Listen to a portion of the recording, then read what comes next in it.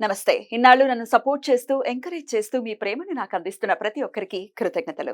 అలాగే ఈ వీడియో కూడా ఖచ్చితంగా మీకు ఉపయోగపడుతుంది. లైక్, షేర్ అండ్ సబ్స్క్రైబ్ చేసి మీ సపోర్ట్‌ని నాకు అందించండి. అలాగే ఈ వీడియో పట్ల మీకున్న అభిప్రాయాన్ని కామెంట్ సెక్షన్‌లో కామెంట్ చేసి తెలియజేయండి. ఇప్పుడు వీడియోని చూద్దాం. నమస్తే. Welcome to our channel. నేను పద్మిని. ప్రస్తుతం మనతో పాటు ప్రముఖ ఆధ్యాత్మికవేత్త, వాస్తు జ్యోతిష పండితులు, లలిత ఉపాసకులు, వాస్తు జ్యోతిష శిక్షణ నిపుణులు బ్రహ్మశ్రీ నానాజీ పట్నాయక్ గారు మనతో పాటు ఉన్నారు. మాట్లాడదాం. సార్ నమస్తే సార్. శ్రీమాత్రే నమః. సార్ ఎప్పుడెప్పుడా అని ఎదురు చూస్తున్నటువంటి మాసం రానే వచ్చేసింది. శ్రావణ మాసం. శ్రావణ మాసం వస్తూనే డెఫినెట్ గా బోల్డ్ అన్ని సంతోషాలని ఖచ్చితంగా తీసుకొస్తుంది. అవును. శ్రావణ మాసం శుక్రవారంతో మొదలవుతోంది. ఈసారి 5 శుక్రవారాలు వస్తున్నాయి. ఓకే. మొత్తం ఈ మాసం వైశిష్ట్యం గురించి ఒకసారి చెప్పేసుకుందాం సార్ ఈ వీడియోలోనే. తప్పకుండా. మొదటి శుక్రవారాన్ని ఎట్లా యూటిలైజ్ చేసుకోవచ్చు అనేది కూడా చెప్పండి. పాడ్యమి తిథులు ఉంటాయి డెఫినెట్ గా. మరి అమావాస్య క్లచ్ లో నుంచి ఇంకా రాదు మొదటి శుక్రవారం. బట్ దెన్ ఎట్లా యూటిలైజ్ చేసుకోవచ్చు ఈ రోజుని. అలాగే వరలక్ష్మి వ్రతానికి సంబంధించి పౌర్ణమికి ముందు వచ్చే శుక్రవారమే మూడో చేసుకోవాలి. శుక్రవారం పడుతుంది ఈసారి. అదే చేసుకోవాలి. ఎందుకంటే మొదటి శుక్రవారం పడ్డప్పుడు ఎప్పుడైనా సరే మూడో శుక్రవారం పడుతుంది. పడుతుంది. సో దాన్ని బట్టి చేసుకోవాలి మనం. అవును. పౌర్ణమి అంటే సెకండ్ వారం చేసేసుకోకుండా అవును. థర్డ్ వీక్ చేసుకోవాలి. ఎప్పుడైనా గురువారం గాని శుక్రవారం గాని పడితే శ్రవణ మాసం స్టార్ట్ అవడం మొదటి శుక్రవారం గనక అట్లా వచ్చినప్పుడు మనకి మూడో శుక్రవారమే అవుతుంది పౌర్ణమి వరలక్ష్మి శుక్రవారం. వ్రతం. సో చక్కగా ఆ రోజు చేసుకోవచ్చు. Yeah. Right sir. మొత్తం ఈ మాసం వైశిష్ట్యం చెప్పండి. మొదటి శుక్రవారం ఎట్లా యూటిలైజ్ చేసుకోవాలో కూడా చెప్పండి. తప్పకుండా అంటే ఎప్పుడైనా గుర్తుపెట్టుకోండి, శ్రావణ మాసములో చేయవలసిన మొట్టమొదటి పని ఏమిటంటే మనము వీలున్నప్పుడల్లా భగవత్ సంబంధించిన వింటూ ఉండాలని చెప్తుంది శాస్త్రం. శ్రవణము అంటే వినడం కదా. అంతే. శ్రవణ నక్షత్రంలో వెంకటేశ్వర స్వామి జన్మించారని కూడా చెప్తూ ఉంటారు. అవును సార్. అందుకని చాలా మంది చేసేది ఏంటంటే వైష్ణవులు ఎక్కువగా వెంకటేశ్వర స్వామి ఆరాధన, విష్ణు ఆరాధన ఎక్కువగా చేస్తారు ఈ కాలంలో. అంటే ఈ మొత్తం శ్రావణ మాసంలో చూసుకున్నట్లయితే. అయితే ఇందులో నేను మీకు ఒక విషయం చెప్తాను. చాలా మంది ప్రతి సంవత్సరం శ్రావణ మాసం శుక్రవారాలు చేస్తూనే ఉన్నాం. కానీ ఇంకా మాకు ఎక్కడో ఏదో ఇరుక్కుపోయి ఇంకా మేము బయటకు రాలేకపోతున్నాము అనేటువంటిది ఒకటి ఉంటుంది. ఇది ఎందుకు జరుగుతున్నాయి అలా అనే దాని మీద మీకు ఒక విషయం చెప్తాను. అలాగే సార్. ఇప్పుడు చూడండి, ఇంట్లో భక్తి శ్రద్ధలతో చేసిన దానికి హంగామాగా చేస్తూ ఉంటారు. అంటే అలాగా అందరికి తెలియాలి అయ్యో శ్రావణ మాసం అలాగే చేసుకుంటాం కదా సార్. అంటే అలా కాదు. దాంట్లో మీరు నోములు నోచినప్పుడు వాళ్ళకి ఇవ్వడం అది వేరు. కానీ మొత్తం డెకరేట్ చేసేసి యూట్యూబ్ లో పెట్టేసి రిటర్న్ గిఫ్ట్లు చూపించేసి ఎగ్జాక్ట్లీ షో ఆఫ్ చేయొద్దు. ఎందుకు వద్దు అంటున్నానంటే చెప్తానండి. ఫస్ట్ ఆఫ్ ఆల్ ఏంటంటే ఇలా చేసిన తర్వాత ఏమనుకుంటామంటే మేము చాలా బాగా చేశాం కదా, అయినా ఇంకా ఏదో రిజల్ట్ రాలేదనో లేకపోతే ఏదో అనుకుంటాం. మీరు బాగా చేశారని మీరు అనుకోవడం కాదు, భగవంతుడు అనుకోవాలి. అంతే కదా, అమ్మవారు అనుకోవాలి వీళ్ళు బాగా చేశారని. మనం అనుకోవడం ఏంటి అసలు? ఇప్పుడు మీరు ఒక ఇంటికి అతిథిగా వెళ్ళారమ్మా, వాళ్ళు మీకు అతిథి మర్యాదలు చేశారు, మీరు ఇంటికి వచ్చేసారు. అతిథి మర్యాదలు బాగా చేశారని ఎవరు చెప్పాలి? చెప్పాలి, మీరు ఫీల్ అవ్వాలి. వాళ్ళే ఫీల్ అయిపోతే ఎలాగా? అంటే ఇది ఎందుకు చెప్తున్నానంటే ఎప్పుడైతే మనం ఈ దీంట్లోకి వెళ్ళామో యూట్యూబ్ లో హడావిడిగా పెట్టేసి చూసారా వాళ్ళు దానికన్నా మనం బాగా చేసామని, మనం వాళ్ళకంటే ఇంకా మంచిది చేసి కంపారిజన్స్ పోటీలతో చేస్తే మన కాన్సన్ట్రేషన్ అంతా పోటీ కంపారిజన్ మీద మాత్రమే ఉంటుంది. వీడియో అలాది ఇలాది యూట్యూబ్ లో ఇలా రావాలనే దాని మీదే ఉంటుంది. కానీ 1% కూడా భగవంతుడి పాదాల దగ్గరికి వెళ్ళదు అంటారు. మీరు సపరేట్ గా పూజ చేసేసుకున్నాక ఓన్లీ షూట్ పర్పస్ పెట్టుకోండి వేరేగా. ఎందుకంటే ఒక్కొక్కరికి ఒక ప్యాషన్ ఉంటుంది. నేను ఇలా చూపించాలి యూట్యూబ్ లో, బాగుంటుంది, దానివల్ల కొంత ఉపయోగం ఉంటుంది, ఇంకోళ్ళకి ఉపయోగపడవచ్చు అని ఉంటుంది. నేనేమంటానంటే పూజ సపరేట్ గా చేసేసుకొని తర్వాత మీరు షూట్ పర్పస్ ఇంకోటి పెట్టుకోండి. ఆ రెండింటిని కలపకండి అంటున్నా.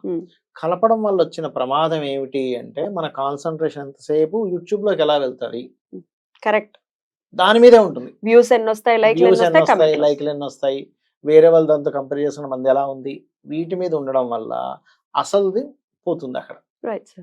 ఇది నేను చెప్పేది అనమాట. ప్రతిసారి చాలా మంది అడుగుతుంటారు, ఏమండి మేము చాలా బాగా చేసాము అని, నాకెందుకో ఇంకా మేము ఎంతో బాగా ఎక్స్పెక్ట్ చేసాం, ఒకసారి మాకు కావాలంటే మా వీడియో కూడా చూడండి యూట్యూబ్ లో పెట్టామంటారు. తప్పేది కదా రా. అర్థమైందా? చాలా నిష్టగా పూజ చేసుకునేటటువంటి ఆ దేవత గృహాలు ఏవైతే ఉన్నాయో, ఆ ఫోటోలు కూడా బయటికి అసలు చూడనివ్వరు. చూడనివ్వరు, బయట నుంచి చూడనివ్వరు, వచ్చే వాళ్ళని చూడనివ్వరు చూడనివ్వరు. వాళ్ళ దేవతామూర్తులను అవును, కదా సార్? చూడనివ్వరు, అస్సలు చూడనివ్వరు. ఉమ్, అంత తొందరగా చూడనివ్వరు. కాకపోతే ఏంటంటే నేను చెప్పేది ఒకటే, శ్రావణ మాసంలో వీలైనంత మట్టుకు ఎవరైతే వెంకటేశ్వర స్వామి అంటే విష్ణువుని, అమ్మవారిని ఎవరైతే కొలుస్తారో, శ్రవణ నక్షత్రం అనేటువంటిది మకర రాశిలో ఉండే నక్షత్రం. అవును సార్.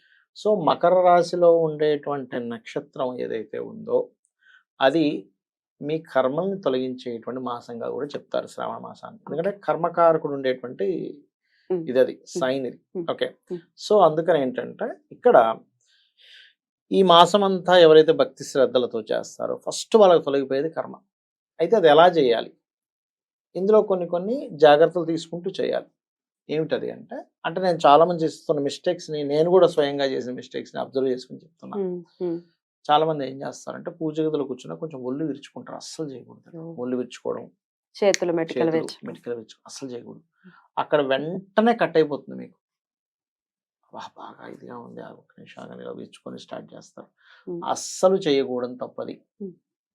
Okay okay sir. ఇప్పటికిప్పుడు కొత్త వాళ్ళకి తెలియక చేస్తుంటారు కూడా. ఉమ్. తెలిసి చేస్తారని అనుకోండి, అవును సార్. తెలియక చేస్తుంటారు ఒకటి. అవును. రెండవది, మీరు పూజ చేసేటప్పుడు ఒక లిస్ట్లా పెట్టుకొని ఉమ్. అన్నీ ఉన్నాయో లేవో చెక్ చేసుకుని కూర్చోవాలి. కూర్చుంటే ఇంక లెగ్గకూడదు. ఉమ్.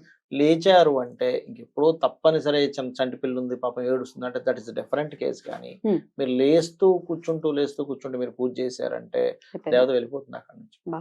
ఎందుకంటే మీరు ఒక గెస్ట్ గా మీరు ఇంటికి వెళ్ళారమ్మా, ఆ ఇంటి యజమాని వచ్చి కూర్చొని మాట్లాడుతూ మళ్ళీ ఒకసారి లోపల పోయి వచ్చి మళ్ళీ వచ్చి కూర్చొని లోపల పోయి వస్తే మీకు ఎలా అనిపిస్తుంది? బా మీకు అనిపించదు. పని ఉంటే చూసుకోండి, నేను వెళ్ళేసి వస్తానంటారు. ఎగ్జాక్ట్లీ బా అనిపించదు. మీకేమైనా మనకే ఇలా ఉంటే దేవత అక్కడ వచ్చి కూర్చున్నది, ఎంత శ్రద్ధగా చేయాలి. Right. Right. అవునా? ఆ. అదొకటి. ఉమ్. ఇంకోటి ఏంటంటే, మూడో పాయింట్, అతి ముఖ్యమైనటువంటి పాయింట్, మీరు దీపాలు వెలిగించేటప్పుడు ఇప్పుడు పొద్దున్న ఒకసారి సాయంత్రం ఒకసారి పూజ చేస్తుంటారు. పొద్దున్నవి ఒత్తులు ఉన్నాయి కదా అని వెంటనే దానిలోనే వేసేస్తారు నూనె. అస్సలు అది పనికిరాదు. కొత్త కుందిని పెట్టాల్సిందే. ఖచ్చితంగా ఉమ్. ఖచ్చితంగా ఇంకోటి పెట్టాల్సిందే. లేదా అది వాటినే కడిగేసి నీట్గా మళ్ళీ ఉమ్. తుడిచేసి ఉమ్. పత్తితో నీట్గా తుడిచి మళ్ళీ పెట్టాలి. ఉమ్. కొంతమంది ఏం చేస్తారు, పొద్దున్న ఆల్రెడీ ఒత్తి ఉందండి దాన్ని మళ్ళీ వెలిగిస్తామంటారు. అసలు అది చాలా పెద్ద దోషంగా మీకు ఒకే ఒత్తుంది లేదు, దట్ ఈస్ డిఫరెంట్ కేస్. అస్సలు ఒత్తి కొనుక్కోవడానికి డబ్బులు లేవండి, అప్పుడు భగవంతుడు చూడాలంటివి. ఉమ్. కానీ ఇది చాలా పెద్ద మిస్టేక్ అవుతుంది. అది కొత్తది మీరు వేయవలసిందే అంటా నేను. ఓకే. అయితే ఇవన్నీ ఒక ఎత్తు అయితే, భక్తి భావన శ్రద్ధ ఇవన్నీ వేరు. ఉమ్. అంటే వీటినన్నింటిని బీట్ చేసుకొని ముందుకెళ్ళిపోతున్నటువంటిది అది ఓకే. చూసుకుంటే కనుక. ఉమ్. ఓకే. ఉమ్. ఇవి ప్రధానంగా చేయాలి. ఇంకోటి ఏంటంటే, ఎప్పుడు కూడా అమ్మవారికి ముఖ్యంగా శ్రావణ మాసంలో చేసేటువంటి పదార్థాల్లో తీపి పాలు ఖచ్చితంగా ఉండాలి. ఓకే. ఎందుకంటే ఈ శ్రావణ మాసంలో చేసే పూజలకి సైంటిఫిక్ గా కూడా కనెక్టివిటీ ఉంటుంది. ఉమ్. ఈ మాసంలో పాల పదార్థాలతో వచ్చే పోషక విలువలు వేరుగా ఉంటాయని ఓకే. చెప్పడం జరిగింది. అందుకే పర్టికులర్ గా ఉమ్. ఈ పాయసం ఉమ్. పాయసాన్న ప్రియ అంటూ ఉంటారు అట్లా. ఉమ్. అయితే అమ్మవారికి అది పాయసాన్నం అంటే ఇష్టం అని కాదు, స్వచ్ఛంగా ఉండడం, స్వీట్ గా ఉండడం, మనుషుల్లో ఆ తత్వం ఉండడం ఇష్టం అని దాని అర్థం అనమాట. Right sir. అది చేసుకోవచ్చు. చాలా మంది ఏమండి మరి శ్రావణ మాసంలో అసలు ఏం చదవాలి భగవంతుడు ముందు అని ఉమ్. అడుగుతూ ఉంటారు. అవును సార్. లక్ష్మీ అష్టోత్తరం హ్యాపీగా చదువుకోవచ్చు, శ్రీ సూక్తం చదువుకోవచ్చు, చదవడం రాని వాళ్ళు వినొచ్చు. వినొచ్చు. ఉమ్. చాలా చక్కగా చెప్పారు, వినొచ్చు. ఉమ్. అందులో ఎటువంటి సందేహం లేదు. నాకు రాదు కదా. ఉమ్. చాలా మంది ఏం చేస్తారంటే, నాకు అవన్నీ రావు కదా నేనేం పూజ చేస్తానులే అని అరే విరమించేసుకుంటారు. రే రే రే. ఇప్పుడు యూట్యూబ్ ప్రపంచం చక్కగా మన చేతుల్లోనే. అసలు పూజ ఎలా చేయాలో మొత్తం క్షుణ్ణంగా చెప్తున్నారు. ఎగ్జాక్ట్లీ అది ఒక అదృష్టం సార్. యాక్చువల్లీ అదృష్టం. మనం ఏదో అనుకుంటా కలియుగ అది ఇది అని చెప్పి అన్ని ఆ. ఉన్నాయి, ప్లస్లు ఉన్నాయి మైనస్. మైనస్లు ఉన్నాయి, కలి సాధువు అంటాడు కదా. కాబట్టి ఏంటంటే చిన్న దాంతోనే అద్భుతాలు ఉంటాయి. Right sir. అయితే నేను అనేది ఏంటంటే, ఈ చిన్నవే కానీ వీటిలో తప్పులు చేస్తున్నారు, అందుకే ఫలితాలు రావట్లే. స్నానం చేస్తాం పూజకు ముందు, చేసేటప్పుడు కొంతమంది ఏంటి, అయ్యో స్త్రీలు మరి తలకి స్నానం చేయాలా వద్దా? శ్రావణ శుక్రవారం రోజు చేసుకోవచ్చు, తప్పులేదు. కానీ మీరు స్నానం నీటిని స్ఫురించేటప్పుడు గంగే చయమునే చ గోదావరి అనుకొని చేయడమే ఉత్తమం. చెయ్యాల్సిందే. అలాగే చేయాలి. అప్పుడే మీకు పవిత్రత అనేటువంటి దాని ఇది పెరుగుతూ ఉంటుంది. అలాగే ఇంకొకటి ఏంటంటే, మీరు కూర్చునేటువంటి ప్రదేశం పూజ గదిలో కూర్చున్న తర్వాత చూస్తూ కూర్చుంటారు కొంతమంది, అరే ఇక్కడ ఏంది మట్టి ఉంది అని. ముందు నీట్గా కూర్చొని, ఎందుకంటే ఇవన్నీ స్టెప్స్ ఎందుకంటే అమ్మ ఫస్ట్ మీకు కంప్లీట్ కాన్సన్ట్రేషన్ అక్కడ వస్తుంది. కూర్చున్నారు అక్కడ ఏదో వెంట్రుక కనబడింది, అరే ఇక్కడ ఎవరైనా వెంట్రుక పెట్టాడు అని చెప్పి దాన్ని బయట తీయడం, ఇవన్నీ డైవర్షన్స్ కారణం అవుతున్నాయి అంటున్నాను నేను. విరుచుకున్నాము ఒక డైవర్షన్ కారణం, అక్కడ ఏదో మర్చిపోయాం మళ్ళీ లేచి వెళ్ళాము డైవర్షన్ కారణం. డైవర్షన్స్ అవుతూ పోతే మీరు ఇంకెక్కడ కాన్సన్ట్రేషన్ చేస్తారు పూజ మీద? అంతే సార్. సో ఇవి పర్టికులర్ గా పాటిస్తూ అసలు పూజ నేను చేయగలుగుతున్నానంటే అమ్మవారు అనుగ్రహంతో చేయగలుగుతున్నాను, ఎంతో అదృష్టం.